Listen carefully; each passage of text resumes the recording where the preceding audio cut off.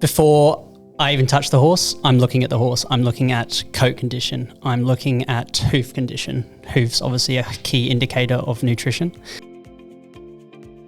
Check up on it straight away, okay? The earlier you nip that in the bud, the sooner you can get on top of it before the horse works through something that it shouldn't have and the problem gets 10 times worse. Welcome everyone to episode 149 of the Send Nutrition Podcast with your host Bryan today. And today I'm joined by two podcast debutantes, and the first one is Angelique Turner, who is one of our fantastic staff members at Sen, and that's Angelique with an O, so Onge.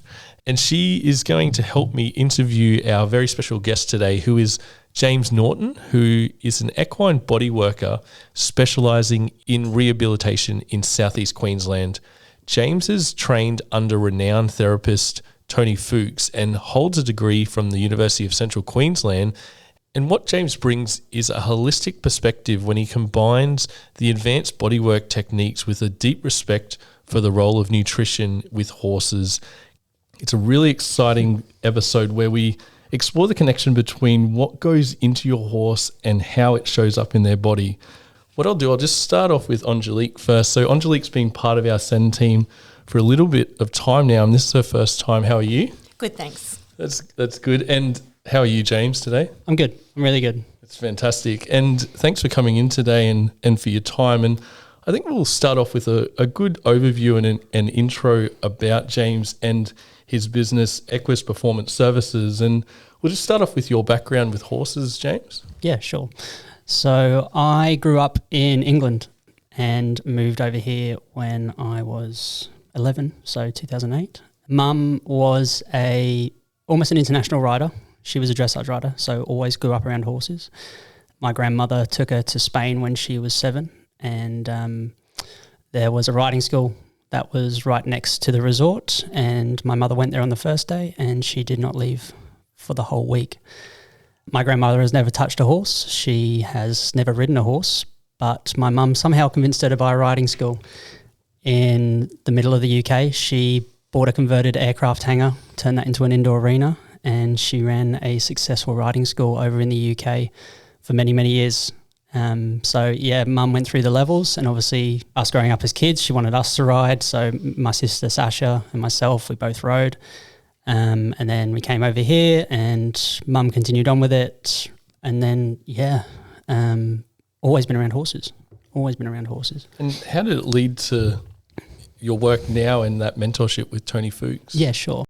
I always knew I wanted to work with animals. Okay, so I went to the University of Gatton and I didn't quite get the vet marks that I wanted to get into vet. So I did the usual, which is what you do your vet tech and then you transfer into veterinary science. But I kind of lost my passion for it along the way. I think I was a bit young, a little bit, just wasn't ready for university, I don't think.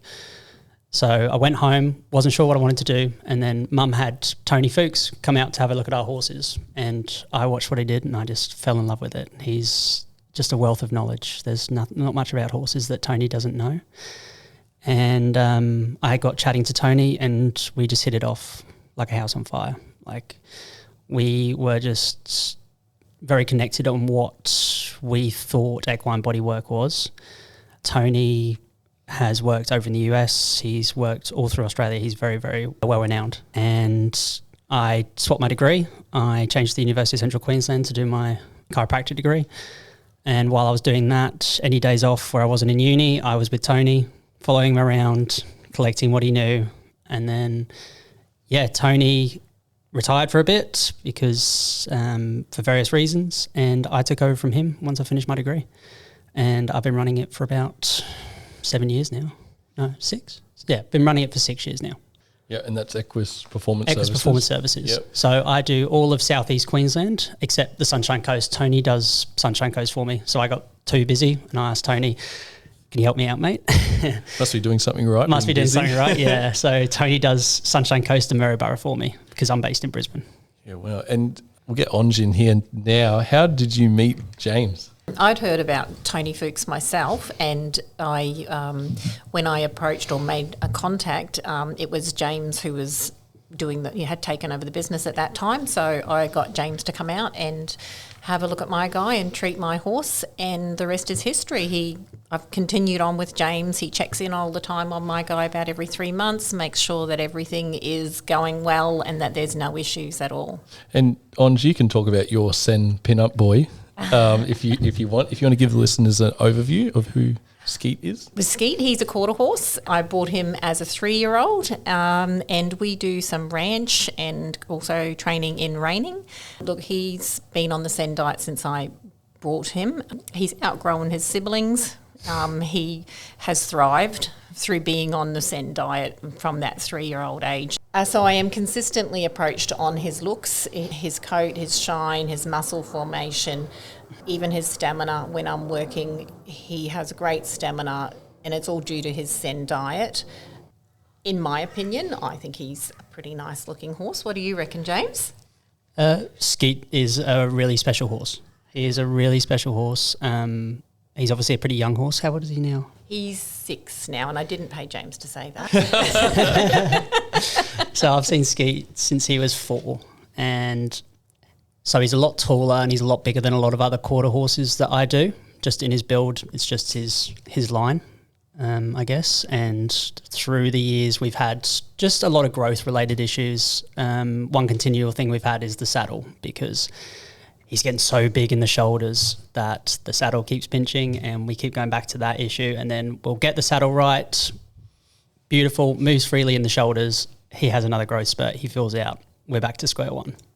Yes, that has been an ongoing issue. Yeah, and the physiology for our listeners is those growth plates, they don't actually fully fuse until they're 6 years old. So as you can hear from James, that continual growth gives those challenges to obviously the muscle as well. James, when you first assess a horse with obviously your body work, what are some of the things you look for at the start if you're seeing a new client? Oh, where do I begin? Yeah, how long's a piece of string? How long's a piece of string? Exactly. So before I even touch the horse, I'm looking at the horse. I'm looking at coat condition. I'm looking at hoof condition. Hoof's obviously a key indicator of nutrition. The coat condition as well. I'm looking at the apaxial muscles. So the apaxial muscles are the muscles of the top line. So I'm looking if they're full, how the wither is sitting. So if they have a shark fin wither that's atrophied through the trapezius. And then from there, I would go I check the teeth. So I put my finger just along the outside of their ridgeline just to check how their dental's doing, because obviously a horse who needs a dental, it's not going to process all its food properly. And then it's the body work from there. So I'm just doing a light palpation, not digging my nails in, nice and soft. A horse's back should feel like aged cheese is the way I like to put it. So soft, good tone. So the muscle should bounce back under my finger. No flinching. And then I'm checking range of motion. So every joint in the muscle has a range of motion, whether it's flexion, extension, internal rotation, external rotation, abduction, adduction. Some joints do all those movements. Some joints just do flexion and extension. So it's going through that. Then it's a general trot up. So I'm looking at the movement of the horse. I'm standing behind the horse, looking at the symmetry. So I'm looking for a one-track movement. So I need the legs hopefully in the same line. Looking for any unsoundness issues that we need to work on. And with that tension and mobility that you're assessing, is this a monthly thing, or what's the frequency for a horse owner? It depends. There's a few different factors to that. So it's workload, what the horse's job is. So by workload, I mean, is the horse getting ridden twice a week for a trail ride? Because that's pretty light.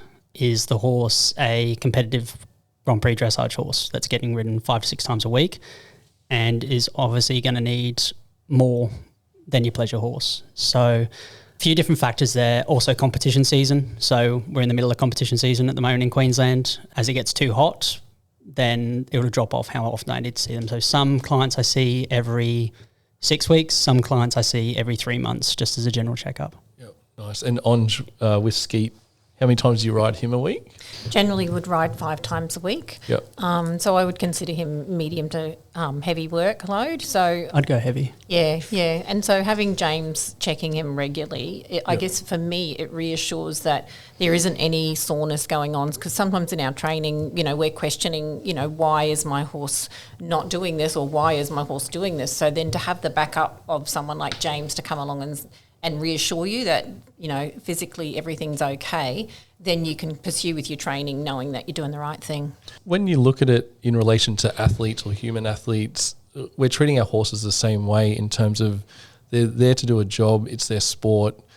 You want everything in proper alignment to help them move the way you want them to. And even for myself, I get chiropractic work and remedial massages and all that wellness, and you need that. Like, you can't just keep being physical and being imbalanced in the same way and be effective.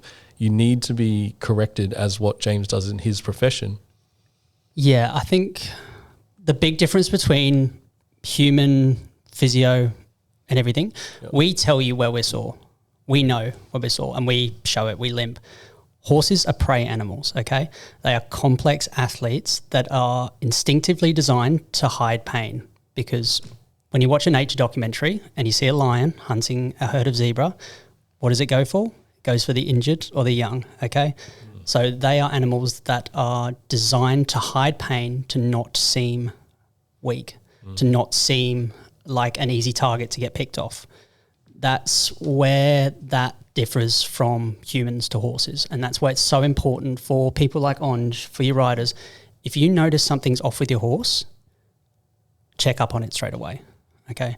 The earlier you nip that in the bud, the sooner you can get on top of it before the horse works through something that it shouldn't have and the problem gets 10 times worse. That's such great advice, James, because I didn't kind of put that 2 and 2 together, because as you said, humans are predatory. It's the way our eyes are like positioned on our head. The horse is a prey or a flight animal. It's looking backwards. It can look that peripheral, and in their natural instinct is to run away from their predator. And we're trying to ask them to do a more domesticated setting or a work or discipline that is, they need to be trained to do it. And by having them move correctly, or as James said, if their natural instinct is to hide pain and you can detect it first, that's going to pick up on something that could blow out even worse in the long term. Exactly. And that's where I've been having a chat for the girls over at EQ Active, who are physios down in New South Wales. They put a post up today saying, what's one thing you would tell a horse owner as a practitioner? And mine was, horses are prey animals. They are designed to hide pain. If you feel something's not right with your horse, follow it up. Yeah. And I guess you could even come back to the fact that a lot of the time when horses are playing up, they instantly look at diet and go, something's not right in the diet. The horse is playing up. We forget to look at pain, and is pain an issue, and get a body worker out and look at that side of it as well, rather than just blaming factors, I guess, that we can see straight away. So easy to blame the feed bag. So easy. So easy. I think we see it. The behaviour of the horse gets blamed first. I think they go, oh, they're being naughty. They're just playing up, push him through it. Horses are not instinctively naughty. Like, they're cheeky. Some of them have big personalities, but also some of them are stoic and they push through some things that we should not be asking them to. Yep. Yeah, that's a really good point that James makes about how they can push through that pain or not show it. And we see it when we consult our racing industry clients, and they give us feedback that when they scope their whole stable for suspected ulcers, it's surprisingly that sometimes some of the top performers actually have those grade 3, grade 4 ulcers that they push through that pain barrier. And that's where people will almost write off ulcers, because they'll think, my horse is already performing at such a high level with these grade 3, 4 ulcers. I don't need to treat them. I don't need to manage them. But what you're missing is, could that horse be performing so much better? You see horses with kissing spine on x-rays, thoroughbreds, they're Group 1 winners and their back is riddled with it, and they've won millions and millions of dollars of prize money, But is that a limiting factor? We don't know, unless we got the surgery done, unless we treated the kissing spine, unless we had another horse that was a carbon copy without kissing spine, we raced them against each other. We don't know whether that was a limiting factor on that horse. Could it be that much better if we treated the ulcers? Could it be that much better if we treated the kissing spine or whatever musculoskeletal condition you want to involve? Yeah, and I think it really highlights ticking every box when you have your horse. It's many puzzle pieces, as we say in every podcast, that nutrition is only one part of this puzzle piece that often gets blamed a lot. But as James said, it's that whole body or holistic view of every part, including their musculoskeletal systems, that is really important. Ulcers are very, very overlooked. Horses get them for a bunch of reasons. Horses get them from stress. They can get them from grief. They can get them from diet. There's so much evidence behind ulcers now. This is where I struggle with. I'm trying not to target the racing stables here, but I talk to some I don't do race horses much as a rule because I struggle with some of the owners because they're set in their ways because their grandfather did it this way and their great-grandfather did it this way and they got results. Whereas the the equine research has gotten to a stage now where we have so much evidence that can be used to make your horse perform better. Like, if you're going to put your horse in a stable overnight, horses are grazers. They're meant to have something in the stomach at all times. They are continually eating in the wild, okay? They are continually producing stomach acid, no matter what. We produce a certain amount of stomach acid and then our body stops, okay? That's where we differ from horses. As grazers, they're continually chewing that over. So if they've got nothing in their stomach to line that stomach acid is just going to eat away at that stomach lining, and then you start getting ulcers. Okay, so maybe it's best to give your horse a biscuit of hay before it goes out on the track so it's got something to absorb that stomach acid to stop it splashing around inside their gut. There was a lady over in the US who did a fantastic little visual of that where she had beans in a little container and she was shaking it around and you could see it splashing around. That was meant to represent the acid. And then you put some hay in, stop splashing around. Yeah. I think I've seen that video. It's Nerida Richards. Yeah, Nerida Richards, yeah. From there. Really good visual. And for even furthermore to what James is saying, that chewing action of the roughage, so that hay before work, that saliva is your antacid for the buffer, for the buffering of the stomach acid. And when we look at the physiology of the horse, the research that has been put into it, they actually rewrote the ulcer handbook in 2022 or a few years back, that ulcers in horses are 2 disease states. So they did the update and you have to treat them. So wherever the ulcer is in the stomach, either the top half or the bottom half, they're 2 different diseases that are caused by different things. So just to clarify, you mean foregut and hindgut? No. We're all in we're all talking foregut. Yeah, that's a good clarification. Yeah. So in your foregut or the stomach of the horse, if you divide it into the squamous area, which is the top half, and the glandular region, which is where the acid is, the bottom half, the top half is affected by improper management of roughage before work, as what James said, and nutrition. So too much starch, sugar, and overload there. The bottom part is more training management and anxiety based, which can be linked to nutrition because the hindgut has a gut-brain axis connection for hormone production and feeling good about themselves for the horse. But when you look at the science behind ulcers in horses these days, it should not be ignored. Yeah, exactly. Yeah, I think we did go on a tangent there with ulcers. And we can bring it back to that muscle work, but it's a great point. Horses are not likely to show pain, and the horse owner needs to be on top of them. They've got to act like their own scientists for their body and really zero in and know your horse inside out. Yeah, exactly. Just trust your gut. So if in layman's terms with your Omeprazole. Omeprazole. Yep. So you're saying it's going to buffer the stomach to stop that acid from creating any more. So omeprazole is a proton pump inhibitor which turns the acid pumps down. So say you got 100% acid in the stomach, it'll bring it down to a lower level to give the sides of the stomach more chance to heal themselves without acid in there, but you need acid for digestion. So then the nutritional uptake is going to be Less because there's less nutrients. And that's where people struggle with horses who are highly anxious and they're on a continuous dose of omeprazole because they think their horse is going to get ulcers at every single show they go to. Then the horse starts looking a little bit cruddy because it's not getting that same nutritional value, even if it hasn't got the ulcers. Because they're killing it with kindness. Exactly. So they think. And nature's own ulcer medication is actually the hay timing and the roughage. So 1 kg of a grassy lucerne half an hour before, an hour before is one of the best and most effective natural ulcer treatments for a horse because it mats up like a ball inside their stomach. They're designed to exercise with that hay in their stomach, not the hard feed, just the hay, and that helps buffer even a little bit of lucerne in there because the calcium will help buffer the acid in there, and then afterwards then they'll have their hard feed after exercise. But then some race owners think it makes the horse heavy. Yeah. So they won't run the horse with anything in their stomach because they think it slows them down. Yeah, and I've heard that they withhold the hay like 24 to 40 hours before. And also even worse, I've heard they withhold water as well to make, so there's less. Yeah. Serious? Yeah. Yeah, particularly if they're prone to bleeding or that hemorrhaging in the pulmonary part of the lung. This is where I struggle with the racing industry. Yeah. There's always the good and the bad of Everything. every animal industry. Yeah. And so I think we just went on a tangent there, but we'll bring it back to the muscle. Yeah, let's bring it back. The muscle side. We'll give our listeners a little bit of an insight with some information from James. If you've seen, what's the most common nutrition imbalance that you see that shows up in the body?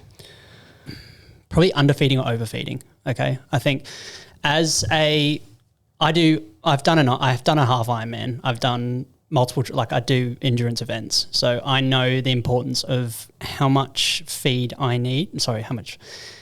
I know how many calories I need to be able to perform successfully. I know that if I overfeed myself and I start putting on too much weight, I get very sluggish and my times start dropping. If I underfeed myself, I notice I can't get through my workouts as effectively. So it's finding that fine balance. So with humans, we talk about calorie surplus, calorie deficit. So if you're in a calorie surplus, you're going to gain weight, you're going to gain muscle if you've got the right nutritional values. I've just got to put that in there.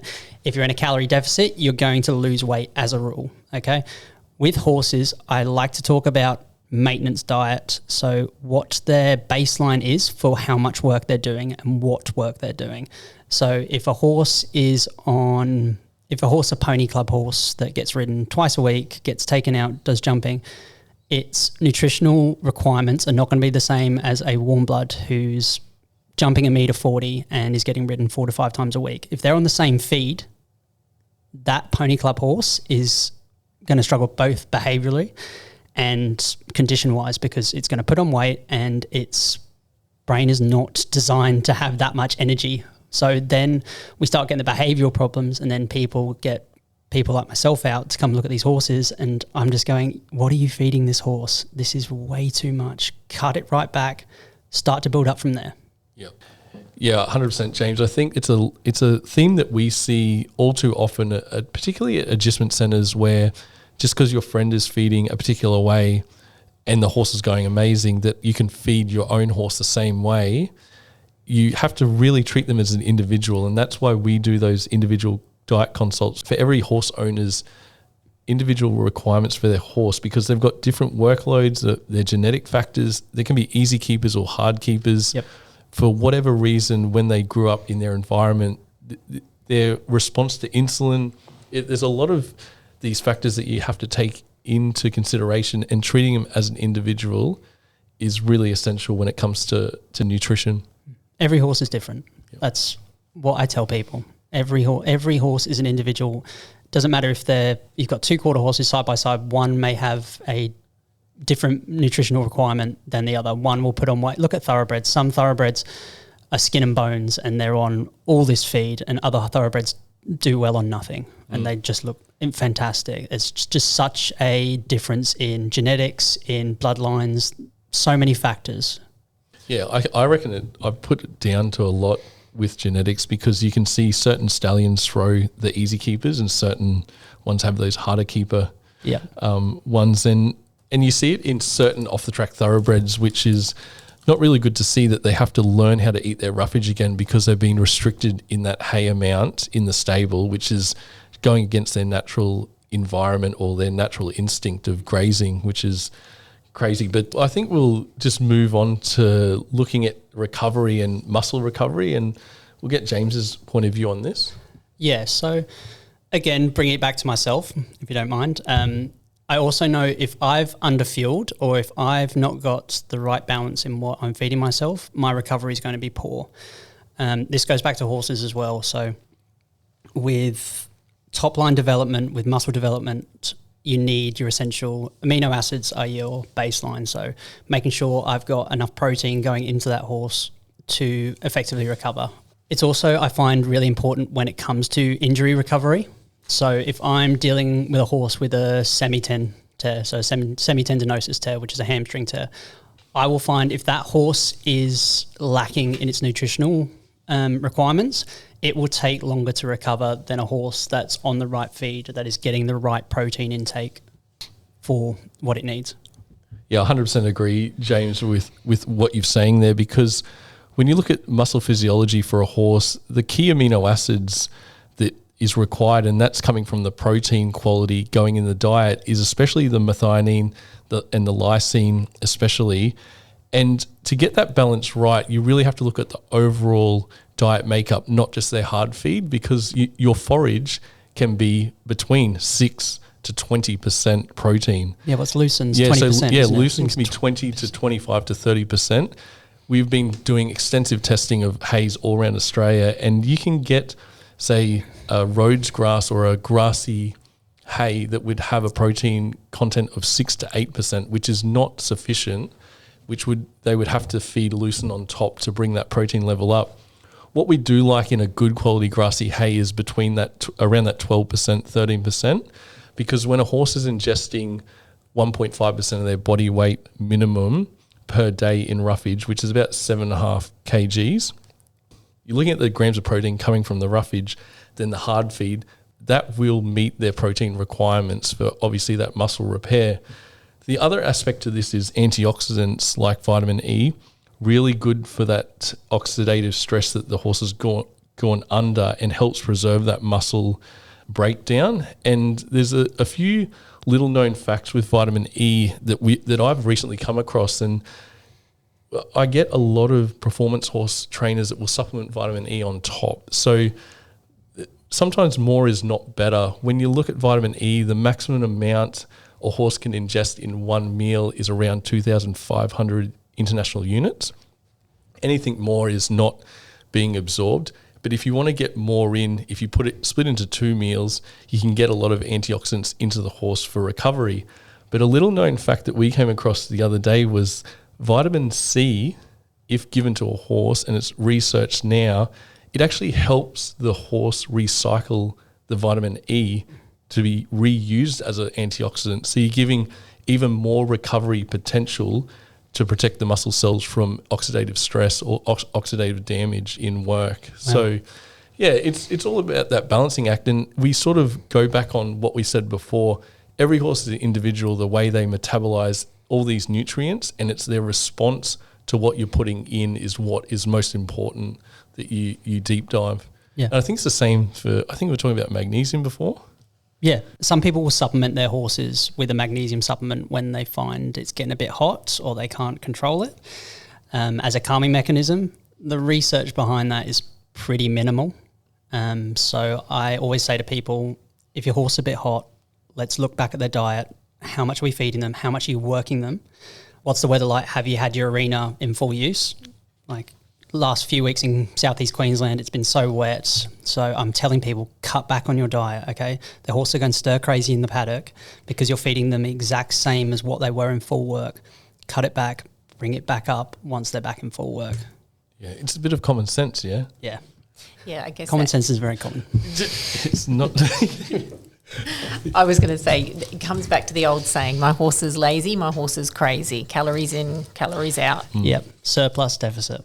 Yeah, no, 100% agree with that. And when you look at the overall balance that you need in the horse's diet, you have to really take into account their roughage source. And also, when we look at winter as the pastures die off, then you come into spring and the pasture comes back, you got to account for that different nutrient profile going into your horse. Absolutely. And their bodies are going to change at the same time. So as the grass dies off, which it is starting to do now we're coming into the colder months in Queensland especially, you're going to have to supplement that feed a little bit more to match their energy requirements. The horses are going to start losing a bit of condition because that grass hasn't got the same quality. So this time of year we deal with a lot of saddle fit issues because the horse starts dropping top line even though you're feeding the exact same, and then the saddle becomes too narrow through the trapezius because they start losing that muscle because they're not getting that same nutritional amount from the grass. So that's when you need to start upping your feed. So it's that continuous cycle through the year of not having a set diet I find is most effective. You're always looking at the work factors, looking at the environmental factors to alter your feed accordingly. Yeah, and when you look at a diet makeup, the roughage is 85% of the calories going in. 15% roughly, we're talking in approximate terms, is the hard feed. That's complementing the shortfalls in your roughage. And as James says, looking at that surrounding environment seasonally is so important when looking after your horse's condition, especially in the cooler months. Yeah, absolutely. Do you see any correlation between, muscle issues and seasons, like in winter or summer? Is there any correlation? Only because I would say at the moment we deal with a lot of obviously hoof stuff, which just gets referred straight back to the farriers. That is outside our scope of practice because it is so wet. But you also see a lot of paddock issues at the moment. Slippery ground, horses slipping over in the wet. So you get, especially horses that are unfit at the moment because a lot of people in southeast Queensland haven't been able to ride. So their horses are unfit. They haven't got that same body condition where they did in full work, so they're probably more injury prone, so more prone to muscle tears, silly little ligament strains just from slippery paddocks. We deal more with that in the winter months where we do get a little bit of this wet weather and the ground is a little bit waterlogged as it is at the moment. It's that cycle. So that's down to like your management with training, like and fitness. So it's just like us not training, going to the gym, trying to bench press 100 kgs and tweaking your joint or ligament. Exactly. If you haven't done the work before that to build up to that 100 kgs, then you're really going to struggle.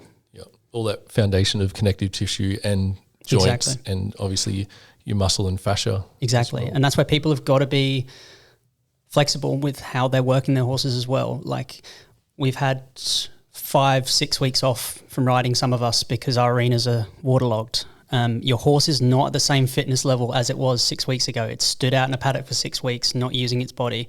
If you bring that horse back into work now at that same level of intensity, that horse is high risk of injury, high risk of breaking down, high risk of delayed recovery because you haven't got that foundation. So you've got to bring it back, put your ego aside and just say, let's start again. Yeah, the patience.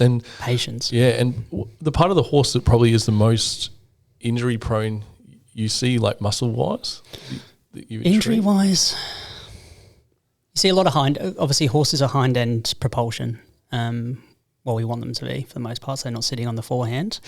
So you see a lot of hamstring tears, glute strains, stuff like that. They usually get sore in the pelvis. That's usually where you see most of if your horse is getting injuries in the front, it's usually poor mechanics. The horse is too heavy on the forehand. It's not engaging its back end appropriately. And that's when they usually get really tight and overdeveloped in the front. They're pulling from the front, using the big pulling muscles of the shoulder to pull themselves forward rather than sitting on their bum and driving themselves from the back end. Do you have to advise, obviously, the horse owner to start training the right way? Yeah. In that especially with off the tracks, obviously they're designed to run around in a circle really quickly in one direction. So you find a lot of horses in Queensland, because we race to the right, they're very heavy on that right rein and they don't really know what a left rein is. Whereas if you get a horse from New South Wales, I think it's New South Wales, they race to the left. Yep. It's the complete opposite. So it's trying to teach that horse how to use its body more effectively, because obviously it hasn't had to work in a frame, it just goes. Yep. And learn how to collect itself properly. Exactly. It's almost as they have now. I think Racing Queensland have that full dedicated rehoming and retraining facility. So they got the 10 free off the track lessons, which is brilliant. And there's some brilliant trainers in Southeast Queensland who do some fantastic work with those horses. Yeah, and I think when we look at the whole landscape of looking after our horses, at least the welfare's coming through, particularly in that high performance area. Yeah, you can go. So coming back to diet, what would be the biggest mistake you see horse owners make, and how is that impacting their horses? Other than underfeeding or overfeeding, I would probably say it's people not keeping it simple with their feed. Okay, so the moment the horse starts showing some behavioural changes or some energy issues, they'll reach for the latest and greatest, newest supplement that they saw on Facebook Marketplace that Karen from Sanford said was brilliant. Sorry, Karen from Sanford. Or a horse nutrition group that we won't name. Exactly.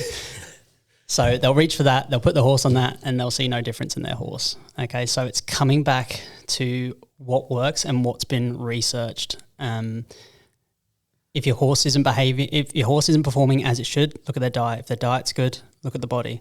If the body's fine, then look at the behaviour. Yeah, and I think it comes down to that mantra, as we've been talking about, keeping it simple, but also consistency of treatments and consistency of reviewing the diet and your surrounding environment for your horse. It's being flexible with your horse, okay? They're not set in, this is their diet all year round, this is their work all year round. It's mixing it up, keeping it interesting for the horse. They get bored. One of the biggest things I tell people, I love this anecdote, is if you hear hooves, think horses, not zebras, okay? If something looks too good to be true or sounds too good to be true, it generally is, okay? So consult with the professionals, consult with your nutritionist, consult with your feed provider, and look at what your horse is lacking and then go from there. Yeah, and it can be a matter of trial and error. The response is very individualised by the horse, the way, and we've discussed it before, due to many factors, and you might have to do a few adjustments to get to the right ending or the right solution for your horse, but as James says, it's only one piece of the puzzle. You got to look at the whole horse in a holistic view, including their muscle work. Exactly. And it's like we've said throughout this whole podcast, it's treating your horse as an individual. Like I've done horses that have gone hot on copra. Copra's coconut husk. That shouldn't make a horse hot, but it does. Some horses go hot on joint supplements. It shouldn't make the horse hot based on the ingredients, but for some reason it does, okay? We don't know everything about horses, but we are learning more and more as the time progresses. Yep. Yeah, so I think to round this podcast out, I'll hand it over to James to promote his business, Equus Performance Services. And yeah, if you let the listeners know how they could reach you, I think you're on TikTok as well. Yep, I'm currently on TikTok, unfortunately. But yeah, if you can reach me on the Equus Performance Services Facebook page or on the Equus Queensland Instagram page. I give out tips, advice. You can always contact me and I'm always here to listen free of charge. I do a lot of vet referrals. So if your vet does refer you on to a bodyworker for a rehab plan, I do a lot of rehab plans for the vets. So yeah. Yeah, that's fantastic. And I'll put the links in our show notes to how you can get a hold of James through those social media channels. Although I think social media is more like interest media now. Absolutely. Rather than interacting with our friends in inverted commas. Anyway, Onge, do you have anything to say to round this out? You put me on the spot. Like it's not live. Well, I'm just concerned that now that I've introduced James to all of Queensland, that I'm not going to have my body. You better lock him in for a contract. You are on the monthly boards. Oh, fantastic! Don't worry, I'll see you next week. Yeah, I awesome. look forward to seeing Skeet next week. The VIP list. He will need it. Those shoulders continue to grow. Yeah, He's a monster. He's a monster, that horse. That's all good. Well, thank you so much, James, for coming in and for all your time today. My pleasure. Yeah, I hope our listeners got something valuable out of today's podcast, because our aim is to learn something new about your horse in every podcast. And yeah, thanks for your support. My pleasure. James. Thanks for having me. No worries. Cool. Thanks, Onge. Thanks for your debut podcast. Thank you. I'll have to Edit out your phone twice. It's not even my work phone. That's even worse. No, that's all good. Well, thanks everyone for listening. If you have found this podcast really interesting or valuable, please share it with your friends. I think we're at 125-star reviews, which is well short of how many people listen to this podcast. So I think, if you do have some time, if you can leave us a review, it really helps our ranking on Spotify, especially. If you have any questions about diet or how to influence your muscle health with your horse or anything to do with the nutrition for your horse, you can reach us on all the various social media channels, and we have an office number where you can call up or book a diet consult. So, that rounds out our Friday today at SenHQ with James and Onge. And, we'll thank you once again for joining us. Thanks, guys. Thank Cheers. you. Cheers.